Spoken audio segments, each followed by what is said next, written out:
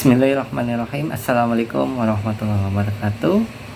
Jumpa lagi di Rumah Edukasi.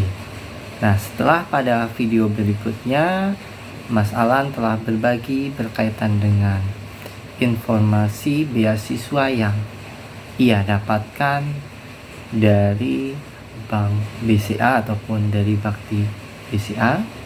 Di sini pada video kali ini kita akan berdiskusi kembali dengan Mas Alan berkaitan dengan magang yang telah dijalankan di Kementerian Keuangan. Nah, di sini Mas Alan akan berbagi pengalaman berkaitan dengan bagaimana cara mencari informasi magang, kemudian juga tips dan trik untuk mendapatkan magang, serta berbagi pengalaman berkaitan dengan magang yang telah dilakukan pada Kementerian Keuangan. Untuk lengkapnya, mari kita simak video berikut ini.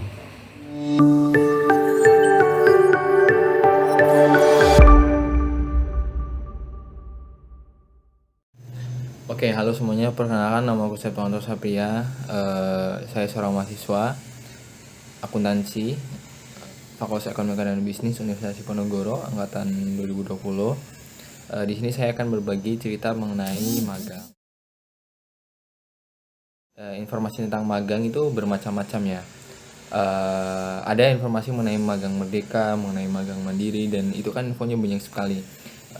Baik dari website, dari medsos, dari Google, intinya dari internet. Jadi tinggal pandai-pandainya kalian untuk mencari informasi-informasi tersebut. Nah, biasanya saya mendapat informasi itu dari Instagram. Itu banyaknya mengenai magang mandiri, dari startup, dari apa gitu.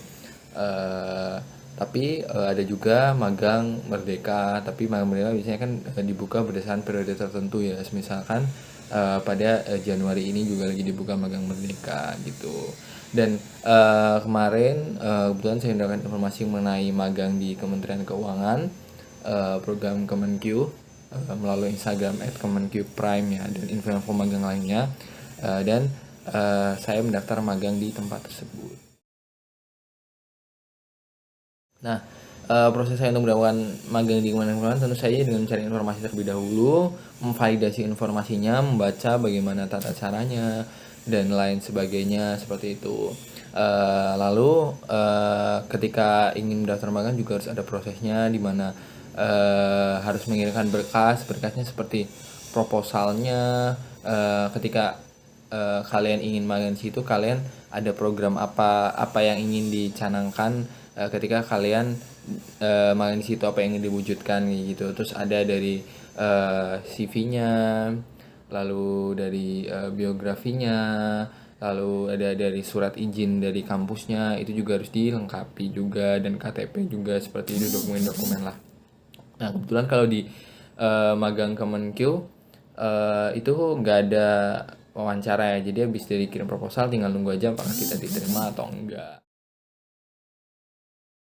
Tentu saja tips yang pertama adalah mungkin kalian harus bekali diri dengan soft skill, hard skill juga, karena misalnya kalian punya nilai akademik yang bagus namun nggak dibandingin dengan itu ya sama aja, karena persaingannya juga banyak kan. Satu Indonesia gitu kan banyak mahasiswanya. Terus yang lainnya juga, kalian juga harus dalam arti harus aktif juga di organisasi, itu sebagai nilai plus ya, karena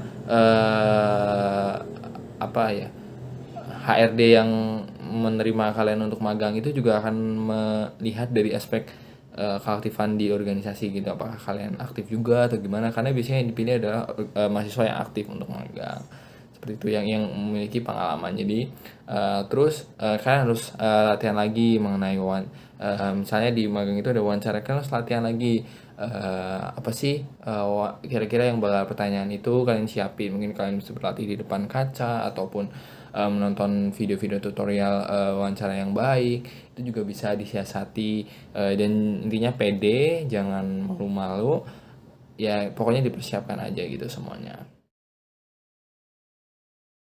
Nah, tips kalau dari saya sendiri tuh, harus bisa membagi waktu ya, untuk pembelajaran di kampus itu kan yang paling utama. Jadi, taruhlah itu di prioritas, biasanya saya menerapkan, apa ya, konsep yang, apa ya, mengurutkan prioritas kayak saya lupa namanya, tapi ada yang kayak penting, mendesak, tidak penting, mendesak, dan semacamnya seperti itu. Eee, Misal taruhlah, pembelajaran kampus itu yang pertama. Nah, ketika, mungkin ada tugas, PR, dan lain-lain, itu juga harus dijadiin prioritas gitu. Tapi dilihat juga waktu deadline-nya dengan kesanggupan kalian untuk menyelesaikannya. Nah, ketika itu udah clear, ya kalian kan harus, biasanya dulu saya pulang dari kampus langsung magang. Nah, itu kalian kerjain semua magang, kerjain di awal waktu. Karena biasanya ada space waktu di mana kalian di magang itu kosong. Nah, ketika space waktu kosong kalian bisa isi dengan mungkin dengan mengerjakan PR itu tadi, atau dengan mengerjakan tugas-tugas organisasi. Misalnya saya dulu ada di divisi desain.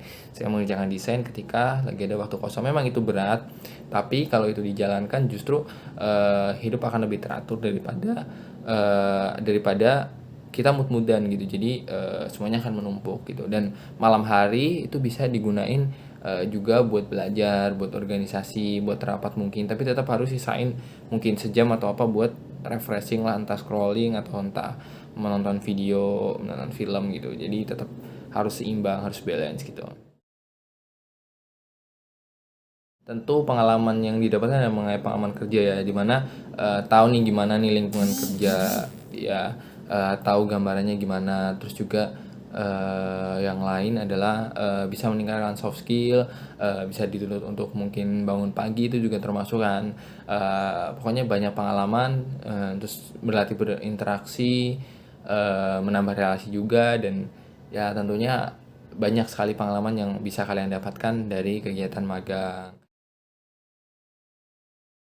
Untuk pesan-pesan yang dapat disampaikan, jika kalian mungkin mahasiswa, kalau tips dari saya dan pesannya mungkin awali diri kalian dengan aktif di organisasi terlebih dahulu, karena ya sebenarnya magang dari awal baik, cuman kenalilah lingkungan sekitar kalian dulu, baru kalian kenali explore yang lain gitu. Karena mengenali organisasi itu sebagai bekal buat kalian ke dunia luar gitu. Dan ketika kalian ingin daftar magang, pasti kan ada yang namanya diterima dan ditolak. Pokoknya tetap semangat, apapun hasilnya pasti akan ada jalan di mana kalian bisa menjalankan magang sesuai dengan apa yang kalian inginkan. Semangat semuanya. Terima kasih. Baik, itu saja video yang dapat kita sampaikan berkaitan dengan magang. Intinya, kita harus rajin-rajin mencari informasi-informasi magang, baik itu dari sosial media seperti Facebook, Instagram, dari sebuah kementerian ataupun perusahaan, atau juga kalian bisa menghubungi pihak kampus, mengikuti semua kegiatan-kegiatan kampus. Agar apa? Agar kita bisa mengetahui informasi-informasi yang bermanfaat, terutama berkaitan dengan magang, baik itu magang mandiri, magang bersertifikat, ataupun magang yang diajarkan dari perusahaan dengan kerjasama dari instansi ataupun universitas. Terima kasih sudah menonton video ini. Jangan lupa like, share, dan subscribe.